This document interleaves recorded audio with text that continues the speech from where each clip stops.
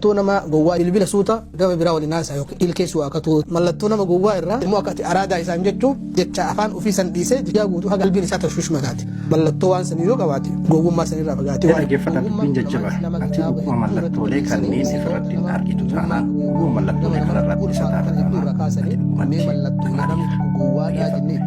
gowwummaa ulamaan islaamaa kitaaba hedduu irratti barreessanii sifaawota nama gowwummaa qabu yookaan nama namarratti ulfaatu kan hedduu irraa kaasanii mee mallattoolee namni tokko gowwaadhaa jennee ittiin beeknu maal fa'aa kan jedhu tokkoffaa irratti namni gowwaa alfuduulu wa qillati alhayaa qaanfii dhabuudhaan qaanfii xiqqaatu rabbi yoo nama tokko galaafatuu barbaade qaanfii takka irraa fuudhaa jedhan saalfii irraa fuudha duwwaa saalfatuu dhabuun mallattoo namni suni nama gowwaa ta'u garsiisaa jedhan lammaffaa as-su'aalu amma laa yaanii waan isa hin galchine irraa gaafataa jedhan wama hunda waan isa dhimma isa hin ilaallanne hunda irrumaa gaafataa jedhan kan biraa mallattoo nama gowwaa yookaan nama namarratti ulfaatuu irraa yas'aluka an shu'uunika al-khaassa dhimma kee ka dhuunfaa irraa si gaafataa jedhe fakkeenyaaf jaartii tee waliin akkam jirta asin dura akka carraafaa yoo akka waliin araarsu taate aboo warra keessanii waliin araaramtanii mi akkam fi keessatti si jedha hanga ati yaa rabbi nama kana awwala manguddoo godhee maa fidadhee dhimma kiyyamaa itti himadhee jetteeti uf jibbisu takka waa'ee maatii kee irraa si gaafatu waan ati iyyuu dagattee waan jaartiin teetu dagatee dhimma dhuunfaa keetii ati hawaasatti ol baasuu hin barbaanne kan yookaan immoo isumattuu dubbatuu hin barbaanne inni xiqqoo macaafii qabeennaan gadi hin dhiisu jedha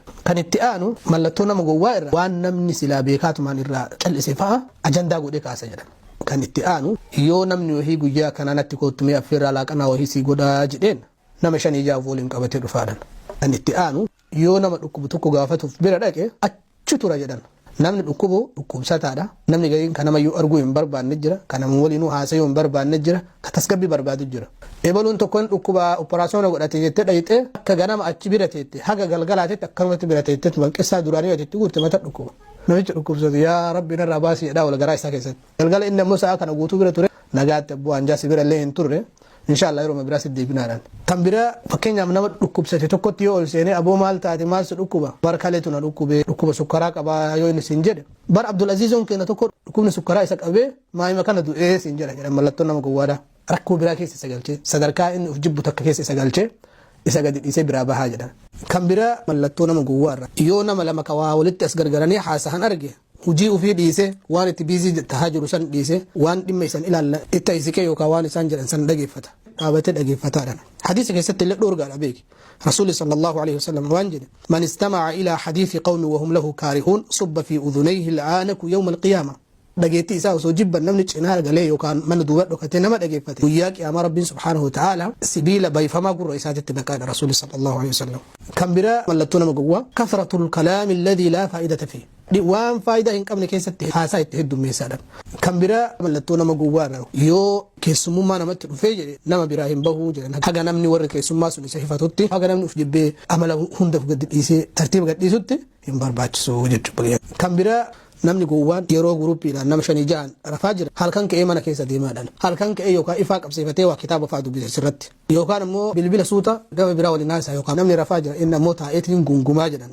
kan biraa mallattoo nama gowwaa jedhan yoo namatti ol seene yookaan nama waliin yoo jiraate namni kun maal narraa jibbaa maal narraa jaalata amala kiyya badii wayii namni narraa jaalata waan jedhu sammuu isaa keessa hin jiru ilkeessu waaqatuu ta'ee uffata xurii ta'ee qullubbii fa'aa nyaatee namatti jiga ilkee fa'aa osoo hin tu'aakateen afaan jalatti achi siqee namatti haasaa irraa gargaruudhaaf atiin cinqamta isa ammoo waan kana akka ati cinqamaa jirtu sin hin beeku akkasitti ammoo akka nama afaan shittoon afaan keessa jirtu sitti achi maxxanee sitti haasaa kan biraa mallattoo nama gowwaa irraa afaan biyya biraa loqoda biyya biraa fayyadamaa jedha hawaasa waliin haasa'u waliin afaanuma hawaasa isaa osoo haasa'uu danda'u afaan biraa keessa makaa jedhan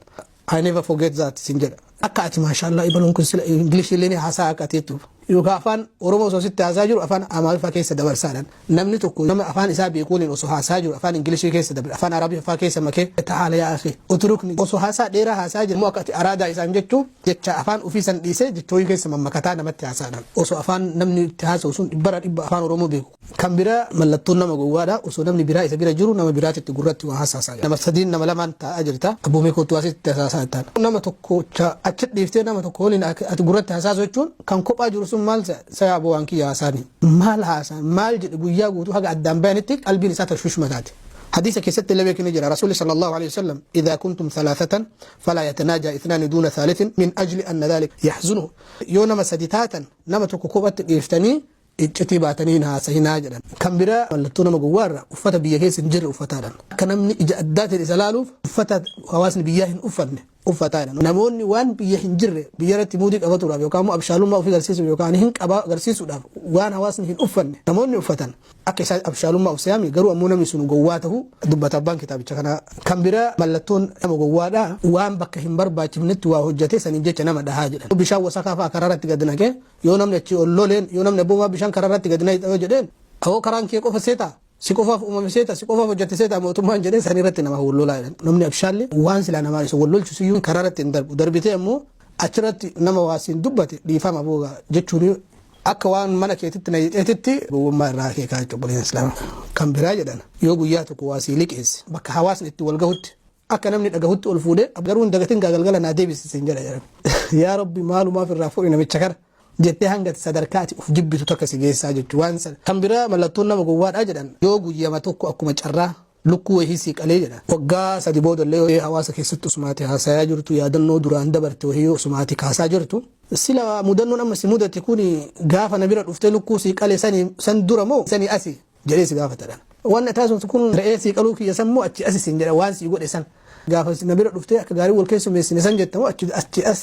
wanni kun ta'ee sin jedha gowwummaan kun beeku waan namni ofitti fudhatu miti waan tasa namarratti argamtu jechuudha buleen islaamaa kan biraa haasaa namaa hin dhiisu jedha ta'ufii tana haasayuu malee ta'ufii tana dubbatu malee ta namni haasa'u tana humattuu lakkaa'u jedha yoo ati dubbattu yeroo ofii dubbatee ati waa dubbadheetu mi arraba keessan daa'imaan sii qabee sin jedha marima tokko yoo haasaan inni nama 7-8 nama 15 akkasii waliin haasaa jiraniimi osoo namni 10 kun yaada hundi isaa hin kennatin yeroo 5-6 yaada kennata wanni waan kana ammoo isin dhiheessee mallattoo nama gowwaa yoo beeke waan san irraa uf barate mallattoo waan san yoo qabaate gowwummaa san irraa fagaatee waan abshaalummaatitti hojjetaa waan ta'eef